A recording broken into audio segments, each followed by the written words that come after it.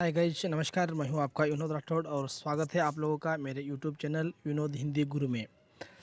आप लोगों को मैं आज पढ़ाने जा रहा हूं बीकॉम सेकंड सेमेस्टर के 4वां यूनिट लाल पान की बेगम यह कहानी। इस कहानी के लेखक फणीश्वरनाथ रेणु है।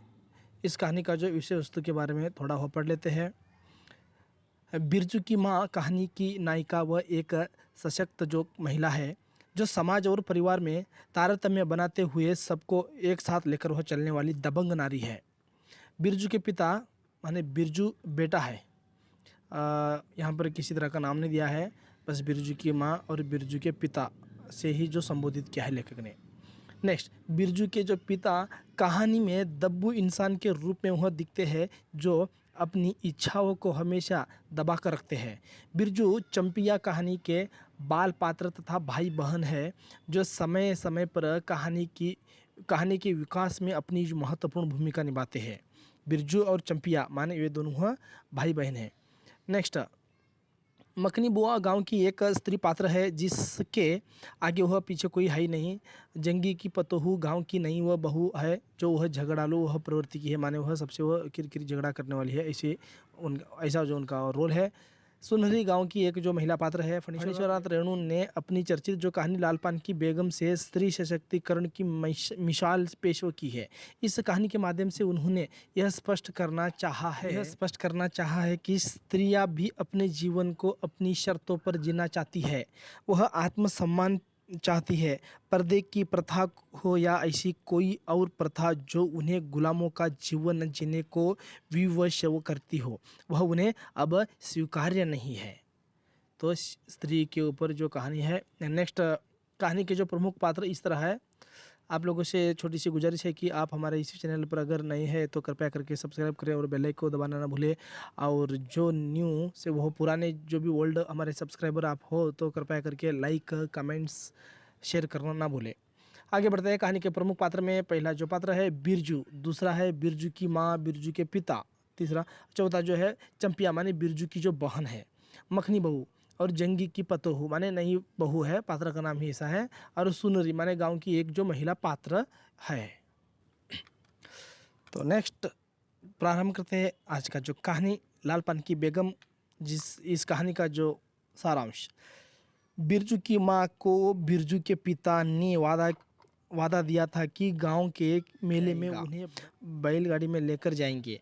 बिरजू की माँ उत्साहित होती है और गांव की महिलाओं को बताती है बिरजू के जो पिता की यहाँ बैल है मगर गाड़ी नहीं है। गाड़ी के न मिलने पर माँ काफ़ी वह निराश हो गई और पड़ोस की महिलाएं उन्हें वह ताने मारने लगी। लाल पान की बेगम कहानी में परंपरागत ढंग से कथा नहीं की गई है, बल्कि बिरजू की माँ की मानसिक उथल कुछ पारिवारिक संदर्भ हो, क्रियाओं, आसपास की महिलाओं के व्यंग्यात्मक संवादों से आरंभ में कथा निर्मित होती है और धीरे धीरे बाहर भीतर वह अपना जो विस्तार वह करती चलती है। एक छोटी सी जो घटना के माध्यम से मानवीय व्यवहार की विभिन्न जो परतों को हो खोलना यूँ हो दिखाना ही जो मानो जो कहानीकार का एक उद्देश्य रहा होगा शायद। नेक्स्ट, कहानी की जो नायिका बिरजू की माँ एक वह सशक्त जो महिला है जिसके वह कई जो सपने होते हैं, जो लालसा होती है। इस कहानी में लाल पान की बेगम बिरजू की माँ को ही कहा गया है, जो पाठ का वह शीर्षक ही लाल पान की बेगम रखा है। आगे बढ़ते हैं, अगला पेज। वह स्त्री सुलभ जो भावनाओं में वह जीती है। परिस्थिति अनुरूप उसकी जो मानसिकता में वह क्रमशः वह परिवर्तन होता जाता है। अपने मूल रूप में वह हृदय से बहुत ही जो सरल वह सहज है, किंतु प्रतिक्रियावादी है। कौन? बिरजू की जो माँ। और बिरजू की माँ को उसके पति माने बिरजू के पिता ने गाड़ी पर मेला देखने जाने का जो वादा किया था, सही है, मगर दिक्कत यह है कि इसे यकीन पर कि पति का दिया हुआ जो वादा पूरा करेगा, माने वह सोचते हैं कि जो पति जो वादा दिया है वह पूरा करेगा।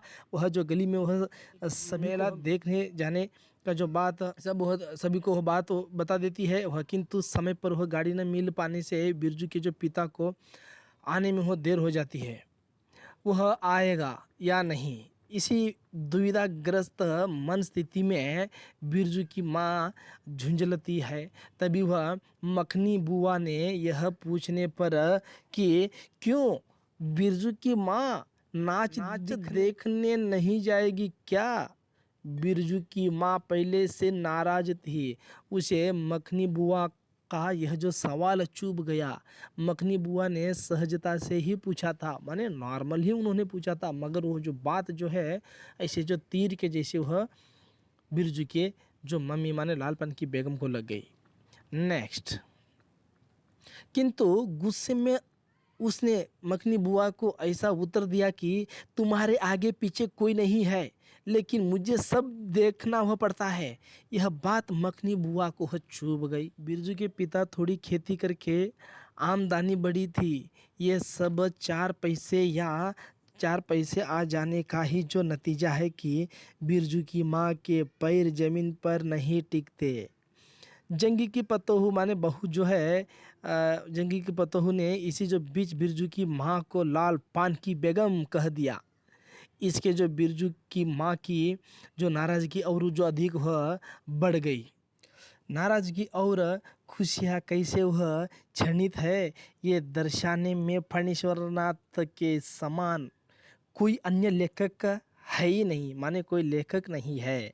देखिए, एक जो मानसिक माने वह एक स्त्री की मानसिकता, एक स्त्री जो यहाँ पर ऐसी माने जो घमंड होते हुए भी सभी को एक साथ माने सबके साथ वो झगड़ालू वह व्यवहार करते हुए भी सबको एक साथ लेकर चलने वाली, सबको एक साथ वह निभाने वाली, वही एक स्त्री का जो मानसिकता का वर्णन जो है लेखक फणीश्वरनाथ ने यहाँ पर किया है। नेक्स्ट आगे बढ़ते हैं।